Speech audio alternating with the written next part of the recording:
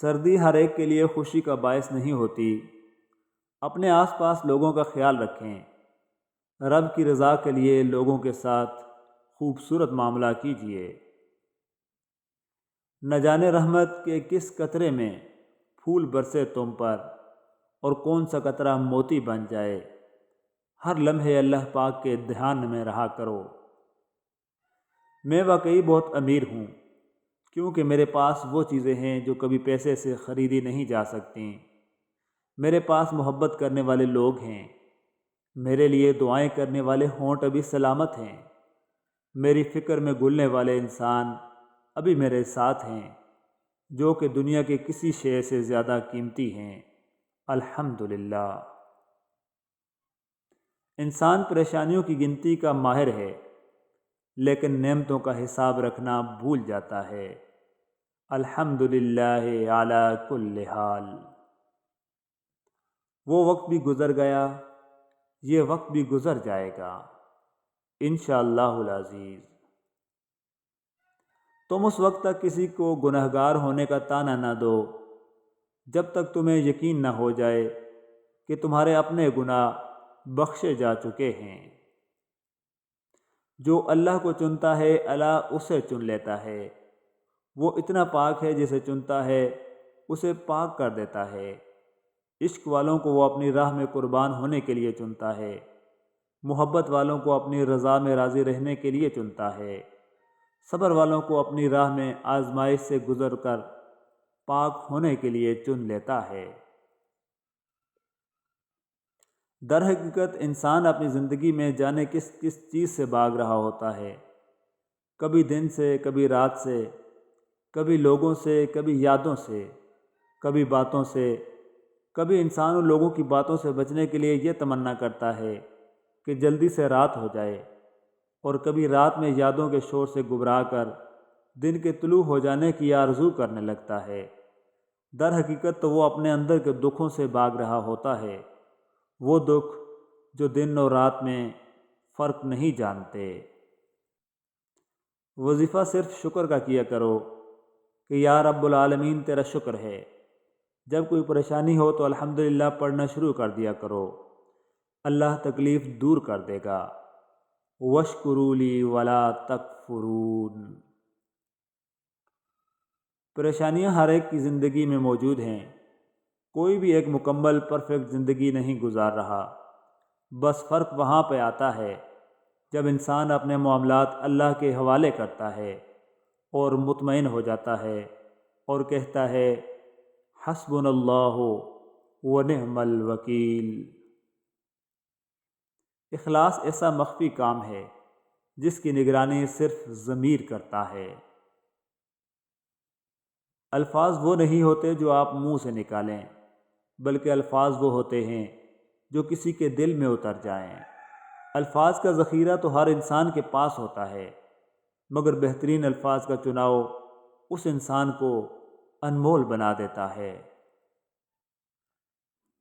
ایک اچھی زندگی وہ ہے جس میں مسکراہٹیں زیادہ ہوں، خواب بڑے ہوں، کوشش بھرپور ہو، خدا کی عطا کردہ نعمتوں کی قدر ہو اور اس کی شکر گزاری ہو۔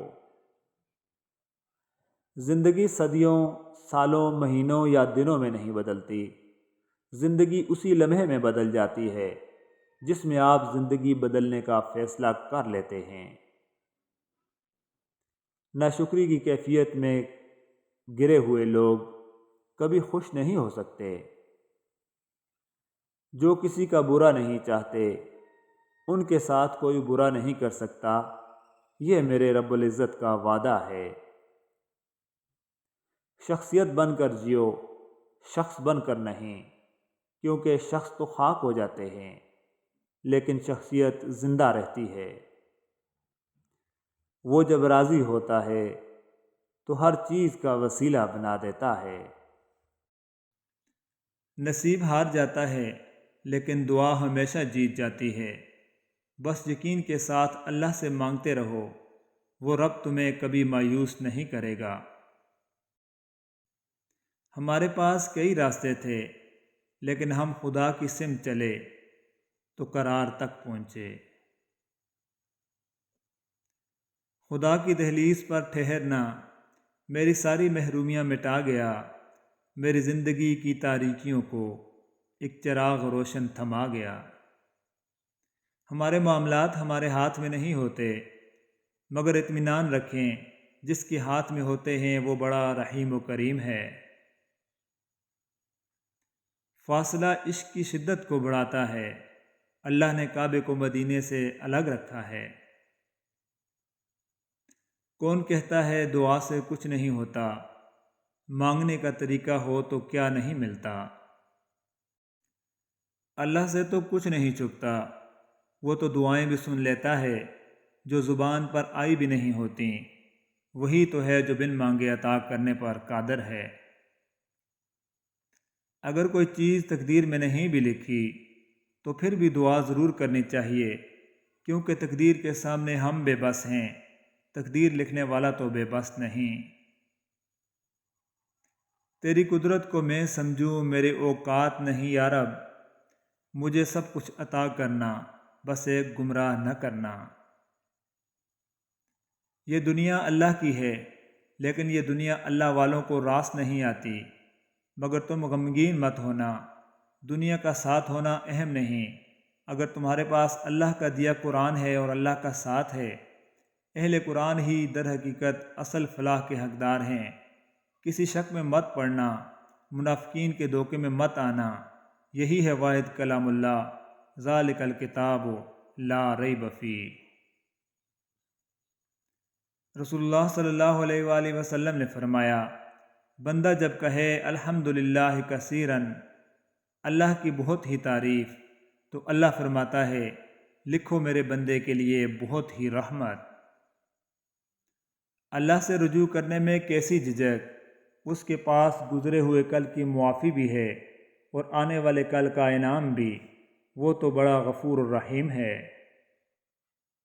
لفظوں میں کیا لکھوں میں اس رب کی تعریف، جو نہ مانگوں تو نواز دیتا ہے اور اگر مانگ لوں تو بے حساب دیتا ہے۔